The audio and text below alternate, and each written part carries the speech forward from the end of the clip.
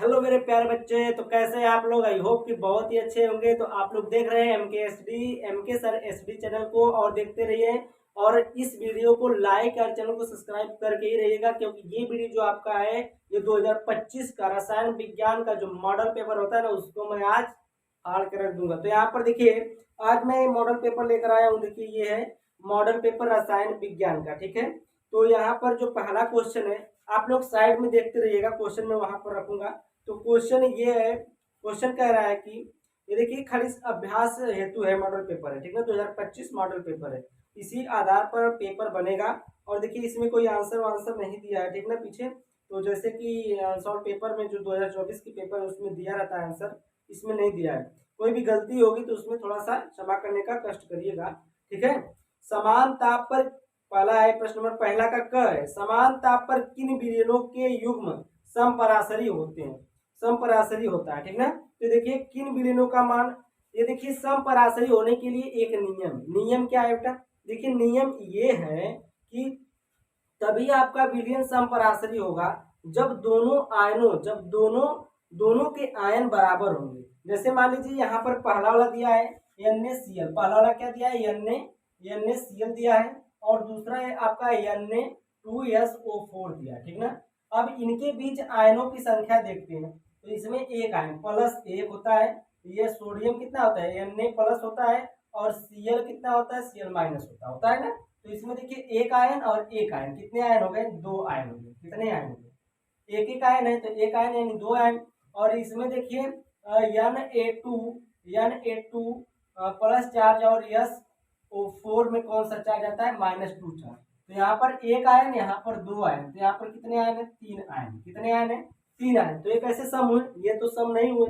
तो ये सम नहीं होते, ये आपका समपराशरी विलयन नहीं होगा। उसके बाद देखिए, दूसरा वाला आपका जो है यूरिया, यूरिया के अगर साथ है तो इसको छोड़ ही दीजिए, क्योंकि यूरिया का जो आपका ऑक्सीडेशन नंबर निकालेंगे तो दूसरा ही निकलेगा। उसके बाद देखिए, आपका ये वाला आता है CaNO3 का ट्वाइस और Na2SO4, ये है। तो इसका आता है आपका +2, Ca+2 आता है, Ca+2। और NO3 पर क्या आता है, माइनस आता है।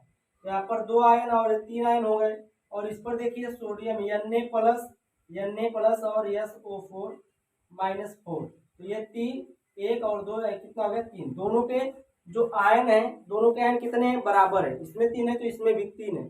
तो दोनों के जहां पर आयन बराबर होंगे वो क्या होगा, आपका समपराशरी विलयन होगा। यूरिया, यूरिया जिसमें आ गया उसको आप छोड़ देंगे। क्यों, यूरिया होता है ना, यूरिया में आयन की संख्या नहीं होती है और ये आयनों में नहीं टूटता यूरिया, ठीक ना। क्यों नहीं टूटता है, क्योंकि यह एक आणविक पदार्थ होता है। आणविक होने की वजह से यह यूरिया आयनों में नहीं टूटता है। उसके बाद देखिए, हम लोग आते हैं अगले क्वेश्चन पर। चार धातु ABCD के मानक इलेक्ट्रोड, चार धातु क्या, ABCD के मानक इलेक्ट्रोड विभव क्रमशः 1.5 वोल्ट, 2.2 -2 वोल्ट, और यहाँ पर 0.34 वोल्ट और -0.76 वोल्ट दिया हुआ है, ठीक है। आपको दिख रहा होगा, क्वेश्चन देखे होंगे आप लोग। और इसको हम लोग देखते हैं क्या है। अब देखिए, ये जो आपका ए है, ए क्या है, ए जो है, ए क्या है, ए बराबर कितना दिया है, तो प्लस में 1.5 वोल्ट। बी बराबर कितना दिया है, -2.0 वोल्ट। सी बराबर कितना दिया है आपका, 0 प्लस में 0.34 वोल्ट, ठीक है। और डी बराबर जो आपका दिया है, ये है आपका -0.76 वोल्ट। अब देखिए, वोल्टता में क्या होता है, इसमें घटती हुई सक्रियता पूछा है। तो घटती हुई सक्रियता का मतलब होता है सबसे छोटा। पहले क्या लिखेंगे, सबसे छोटा लिखेंगे। अब देखिए, जो माइनस वाला होता है ना, इसमें बहुत अभिक्रियाशील होता है। सबसे अभिक्रियाशील इसमें कौन होगा, जो सबसे कम होगा, जो सबसे छोटा होगा वो सबसे अभिक्रियाशील होगा। कम मतलब ज्यादा अभिक्रियाशील होगा। तो घटते हुए क्रम में लिखना है तो पहले ज्यादा वाले को लिखेंगे, फिर उससे कम वाले को। पहले बी वाला आएगा, बी, फिर उसके बाद कौन वाला आएगा, देखिए माइनस वाला ये है तो माइनस वाला आएगा, कौन सा आएगा, आपका आ जाएगा डी वाला। उसके बाद कौन आएगा आपका, ये आएगा सी वाला। तो इसके बाद कौन आएगा आपका ए वाला। तो ए बी डी सी ए, इसमें ऑप्शन दिया है बी डी सी ए। देखिए बी डी सी ए, सबसे ज्यादा अभिक्रियाशील बी वाला होगा, यानी सबसे कम वाला।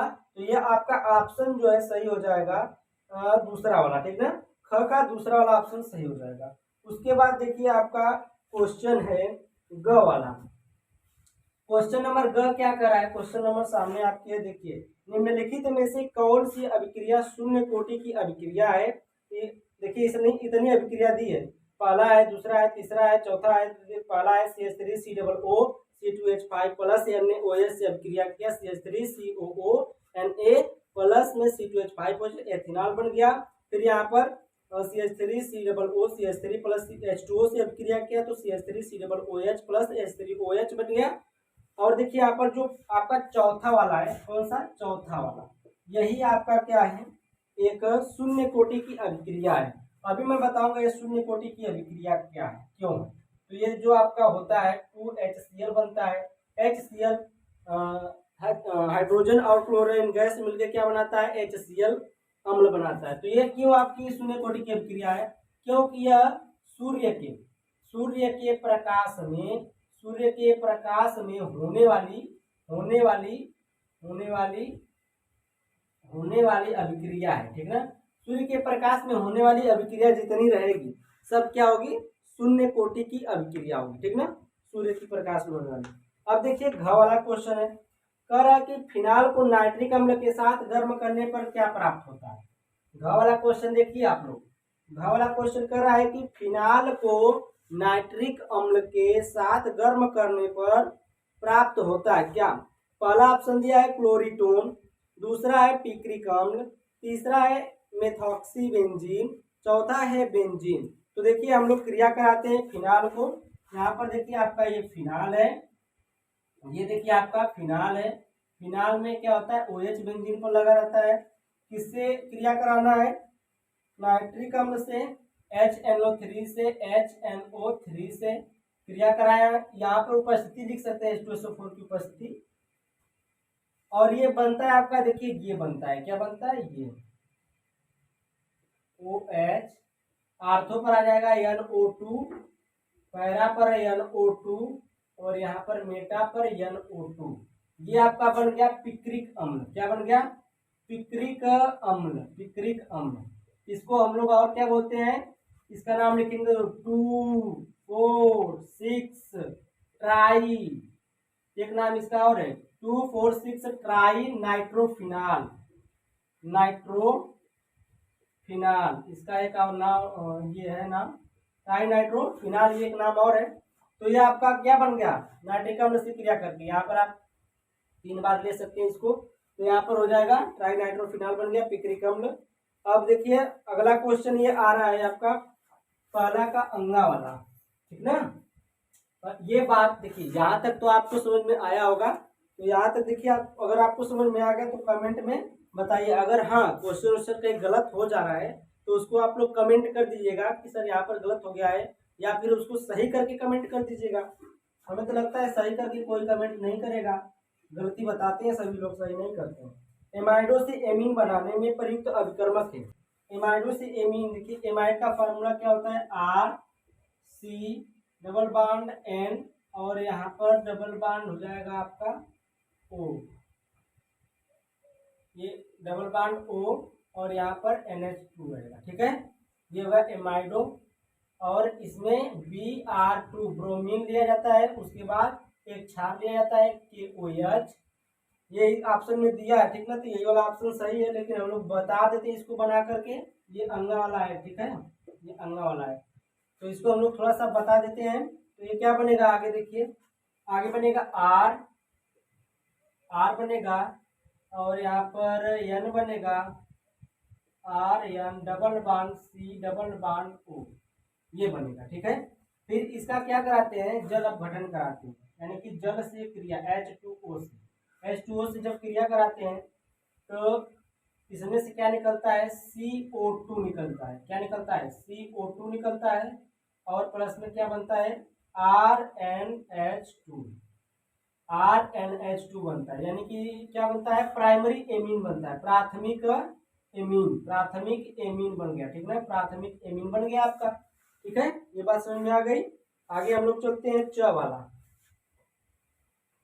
च वाला देखिए, च वाला कर रहा है कि राइबोफ्लेविन नाम है। च वाले क्या कर रहा है, राइबोफ्लेविन नाम है। तो पहला जो विटामिन बी है, विटामिन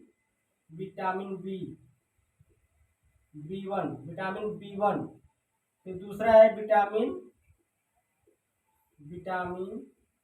बी2। फिर है विटामिन बी6। फिर है विटामिन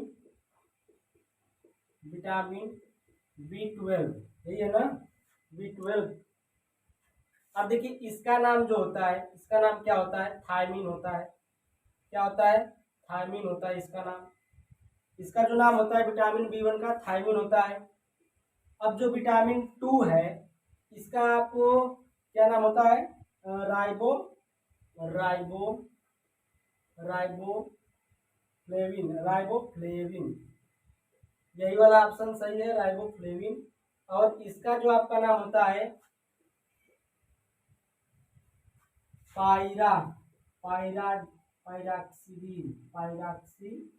पायराक्सीडीन होता है।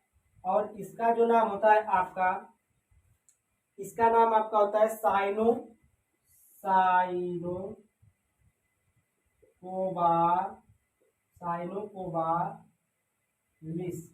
साइनोकोबालिस। ये आपका नाम होता है इसका, साइनोकोबालिन।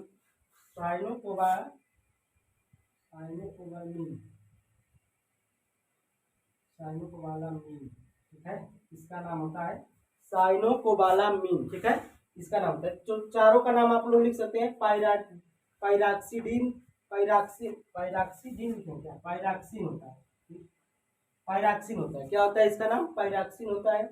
अब इसके बाद हम लोग थोड़ा सा आगे चलते हैं, प्रश्न नंबर दूसरा का क वाला। राउल्ट का नियम यहाँ पर क्या है, किसी दिए गए ताप पर जो द्रव होता है, द्रव विलयन के किसी घटक का आंशिक वाष्प दाब उसके मोल प्रभाज के समानुपाती होता है। किसके समानुपाती होता है, मोल प्रभाज के। किसके मोल प्रभाज के, तो आंशिक वाष्प दाब के उसके मोल प्रभाज के समानुपाती होता है। जो आंशिक मोल, उसका आंशिक वाष्प दाब होता है, वो मोल प्रभाज के क्या होता है, समानुपाती होता है। तो चलिए हम लोग इसको फार्मूला थोड़ा सा लिखते हैं। फार्मूला आपका ये होता है कि P0 बराबर P0 माइनस PS अपान में P0। ठीक है, बराबर में N अपान small L plus capital L. Capital L लिखिए चाहे स्मॉल एल लिखिए, पहले एक स्मॉल एल लिखिए, कैपिटल एल जाएगा। ठीक है,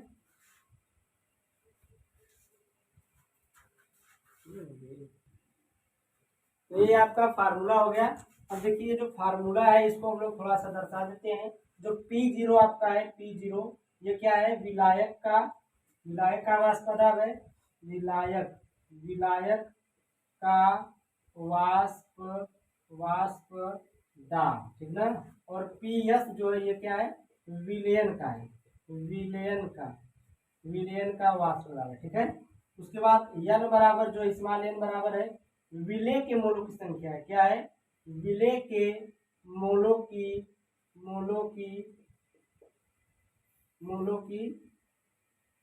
संख्या है। ठीक है, मोलों की संख्या।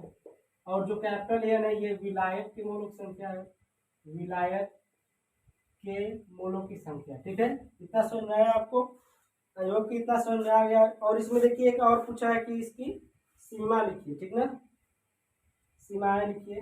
तो सीमाएं में देखिए क्या है आपका, ये है सीमाएं में ये है कि पहला सीमा ये है कि यह नियम केवल तनु विलीनों पर लागू होता है। जो आपका राउल्ट का नियम होता है यह तनु विलीन पर लागू होता है। तनु विलीन का मतलब समझ रहे हैं, जो हल्का हो, जो गाढ़ा न हो, जो सांद्र न हो। सांद्र का मतलब गाढ़ा विलीन, तनु का मतलब हल्का विलीन, एकदम मतलब हल्का सोल्यूशन। ठीक ना, तो इसको हम लोग तनु विलीन कहेंगे। तो यह नियम जो होता है केवल तनु विलीनों पर लागू होता है। उसके बाद देखिए यह विलयन के, यह नियम यहाँ पर देखिए, यह नियम केवल यह नियम केवल अवाष्पशील पदार्थों के विलीनों पर लागू होता है। ठीक है, यहाँ तक आपको समझ में आया होगा। आगे हम लोग चलते हैं, क्वेश्चन इसमें है, क्वेश्चन है अवाष्पशील पदार्थ, अवाष्पशील पदार्थ। क्वेश्चन आप लोग देखिए सामने, मतलब दूसरी साइड में देख लीजिए, क्वेश्चन दिया है अवाष्पशील, एक अवाष्पशील पदार्थ के 2.5 ग्राम को 100 ग्राम बेंजीन में घोलने पर क्वथनांक की 0.4 अंश सेल्सियस वृद्धि हुई। बेंजीन के लिए मोलर उन्नयन स्थिरांक 2.67 है। पदार्थ के अणुभार की गणना कीजिए। यहाँ पर देखिए, ये अणुभार की गणना करना है किसके, पदार्थ। मोलर उन्नयन स्थिरांक क्या है, वृद्धि हो रही, तो वृद्धि हो रही तो ये क्वथनांक वाला फार्मूला लगेगा, क्वथनांक। अगर कमी होती तो हिमांक वाला।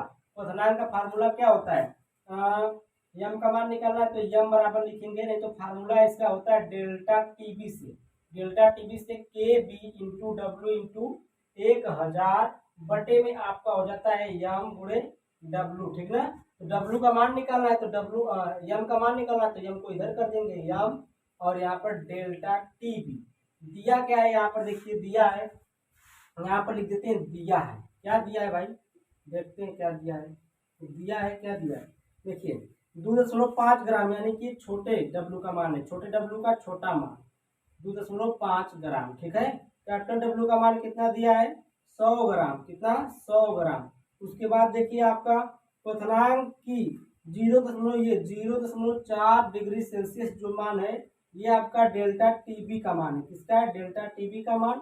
और केबी का मान आपका दिया है 2.67। कितना दिया है, 2.67 दिया है।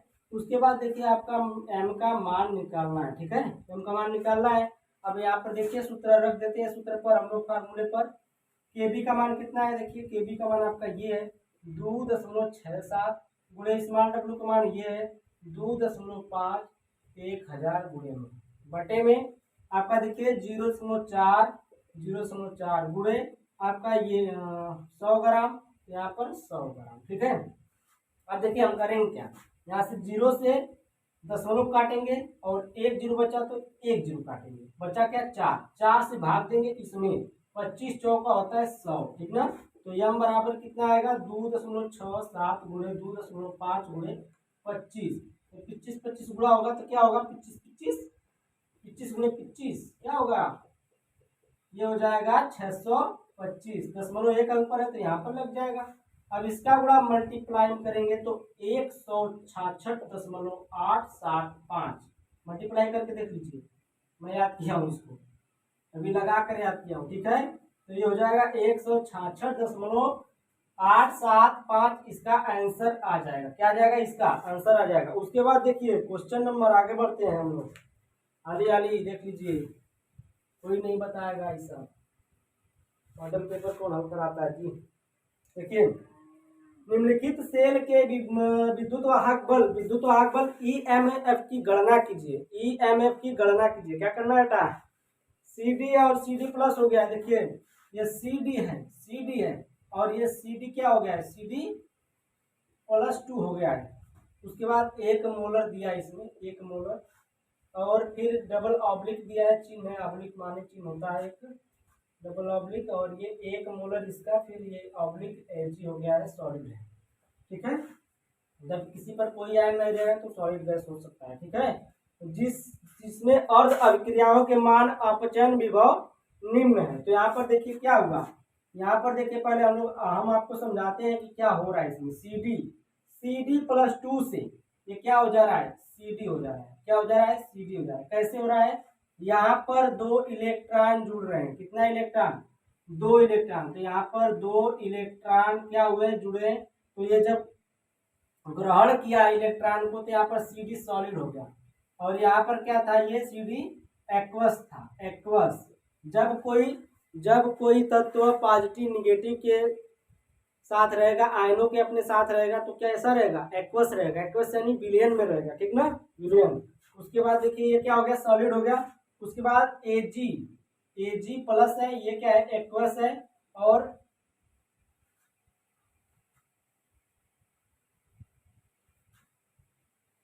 ये क्या हो जा रहा है, एक इलेक्ट्रॉन लेकर के Ag Ag सॉलिड हो जा रहा है, ठीक है, Ag सॉलिड हो जा रहा है, Ag सॉलिड हो गया। यहाँ पर गलती हुई है, यहाँ पर गलती हुई है, मैं कह रहा हूँ कहीं गलती हुई, तो CD से ये हुआ है, CD से क्या हुआ है, CD+2 इलेक्ट्रॉन, तो D2 इलेक्ट्रॉन किसमें जुड़ेगा, इसमें इलेक्ट्रॉन जुड़ेगा, यहाँ पर प्लस हुआ है ना, यहाँ पर देखिए मैं यहाँ पर गलत लिख दिया था, यहाँ पर ये लिख दिया था, तो ये सॉलिड से हो गया लिक्विड में, एक्वस में हो गया, ठीक ना, और ये एक्वस से हो गया सॉलिड में, ठीक है, ये सॉलिड लिखा है, ठीक ना। तो अब देखिए क्या होगा, इसका मान जो है, देखिए इसका मान जो दिया है 0.-0.40 वोल्ट दिया है, और इसका प्लस 0.80 वोल्ट दिया है, ठीक है, इतना दिया है मान। अब देखिए एक फार्मूला होता है ई नाट का, ई नाट सेल बराबर ई नाट कैथोड माइनस ई नाट एनोड, क्या होता है, एनोड, ठीक ना। अब ये एनोड किस में हुआ, कैथोड किस में हुआ, यही समझाने के लिए हम इसको लिखे। अब देखिए इसमें जब कोई इलेक्ट्रॉन को उत्सर्जित करेगा तो उसमें ऑक्सीकरण होगा, और जब कोई इलेक्ट्रॉन को ग्रहण करेगा उसमें अपचयन होगा, ये बात समझ लीजिए। तो इसमें क्या हुआ, इसमें उत्सर्जन हुआ है कि ग्रहण हुआ है, तो इसमें देखिए CD था तो 2 इलेक्ट्रॉन ये फेंक दिया है, यानी कि अपना 2 इलेक्ट्रॉन निकाल दिया, उत्सर्जन हुआ, यानी इसका ऑक्सीकरण हुआ, जिसका ऑक्सीकरण होगा उसको हम लोग क्या बोलेंगे, कैथोड बोलेंगे, क्या बोलेंगे उसको हम, एनोड बोलेंगे, जिसका ऑक्सीकरण होगा उसको हम लोग एनोड बोलेंगे। तो ये एनोड है आपका, क्या ये एनोड है, और जिसका जो इलेक्ट्रॉन ग्रहण करेगा उसको, उसका क्या होता है, अपचयन होता है, जिसका अपचयन होगा उसको हम लोग क्या बोलेंगे, एनोड, कैथोड बोलेंगे, क्या बोलेंगे, कैथोड बोलेंगे। तो ये हो जाएगा कैथोड, ठीक है, कैथोड हो गया। अब कैथोड का मान, कैथोड की जगह एनोड का मान एनोड की जगह, तो ई नाट कैथोड का मान 0.80 माइनस, फिर माइनस 0.40, अब दोनों को जोड़ दीजिए, 0.80, ये माइनस माइनस प्लस हो जाएगा 0.40, अब ये क्या हो जाएगा 1.20 वोल्ट, ये आ जाएगा आपका आंसर, ठीक ना, राइट आंसर। अगर कहीं गलती हुई होगी तो आप लोग उसको सही कर लीजिएगा। उसके बाद देखिए प्रश्न नंबर 2 का घ है, प्रथम कोटि की अभिक्रिया के 4 प्रमुख अभिलक्षण लिखिए। प्रथम कोटि की अभिक्रिया के 4 प्रमुख लक्षण लिखना है, तो देखिए तो ये हम लोग क्वेश्चन लिख लिए हैं, अरे क्वेश्चन करेंगे, आंसर लिख लिए हैं, दूसरे क्वेश्चन का घ का आंसर है ये, ठीक ना। देखिए वेग नियम R बराबर के, और बड़े कोष्टक में R, ठीक ना, R क्या है, रेट है आपका, K क्या है, कि स्थिरांक है, प्रथम कोटि का स्थिरांक है K, ठीक ना, यानी कि जैसे यहाँ पर समानुपाती होता है, समानुपाती का चिन्ह हटा करके K लगा देते, ठीक, ये स्थिरांक है। उसके बाद दूसरा है प्रथम कोटि की अभिक्रिया में अभिकारक की सांद्रता n गुना करने पर, यानी कि कोई अभिक्रिया है उसकी बढ़ा दे रहे हैं, अगर सांद्रता बढ़ा दे रहे हैं n गुना करने पर, तो अभिक्रिया का वेग भी क्या हो जाएगा, n गुना हो जाता है, यानी कि अभिक्रिया का वेग भी क्या होता है, बढ़ जाता है, ठीक है। उसके बाद देखिए तीसरी पॉइंट है प्रारंभिक व अंतिम सांद्रता में संबंध। अब देखिए प्रारंभिक व अंतिम सांद्रता में जब संबंध निकालते हैं तो ये फार्मूला आपका बनता है प्रथम कोटि का, K बराबर 2.303 अपान में T log बेस 10, इसको क्या बोलते हैं, बेस 10 बोलेंगे, और ये 10 होता है, ठीक ना, 10, फिर ऑक्सीडेशन अपॉन रिडक्शन, ये आपका हो गया तीसरे पॉइंट। चौथी पॉइंट देखिए प्रथम कोटि की अभिक्रिया कभी पूर्ण नहीं होती है, जो आपकी प्रथम कोटि की अभिक्रिया होती है मेरे प्यारे बच्चों लल्ला, तो ये क्या होती है, प्रथम कोटि की अभिक्रिया कभी पूर्ण नहीं होती है। और मेरे चैनल को सब्सक्राइब कर दीजिएगा। यहीं तक था ये वीडियो, और इसके बाद नेक्स्ट वीडियो में हम लोग और भी क्वेश्चन कराने वाले हैं, ठीक है। Thank you, bye bye for watching my video, और अच्छी लगी तो लाइक एंड सब्सक्राइब करिए।